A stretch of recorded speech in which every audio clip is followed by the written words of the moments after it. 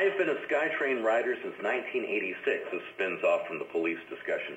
The frequency of ticket checking has decreased over the years. Since Skytrain police were inaugurated, I've been checked by them once. Sounds more of an observation than a question, but the implication is that Skytrain police aren't really out there, aren't really doing their job. Yeah. Well, that's a great point. You know, I personally hear that quite a bit, and we also do receive emails or letters by people who've been checked too much, and they've actually been frustrated at why don't you pick on someone else. Mm-hmm. So we do get a spectrum, and I do acknowledge. I know for our own staff, it's not just the police that check tickets. Our Skytrain attendants also check tickets. So you know, we on most shifts have about we check thousands and thousands of tickets every year, hundreds of thousands of tickets every year, and so there are times, many times, when people aren't being checked.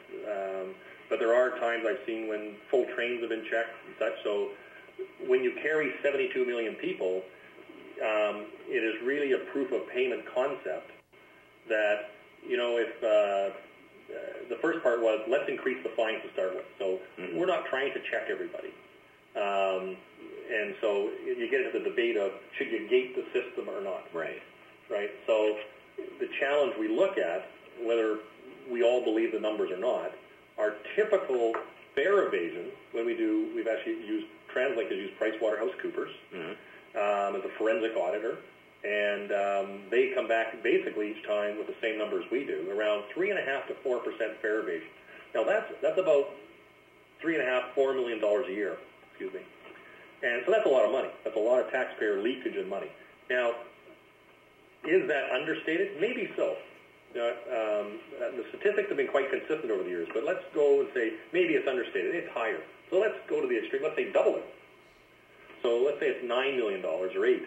So what's the cost of the prize to fix it?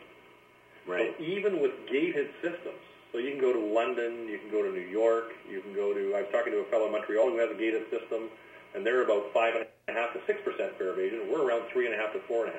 Right. So I do believe there's leakage out there, as there is in any private business. They call it, I come from the private sector, they call it theft, product loss, shrinkage. It's money you'd rather not lose. So we do have it, but I think we'll continue with that method of still checking.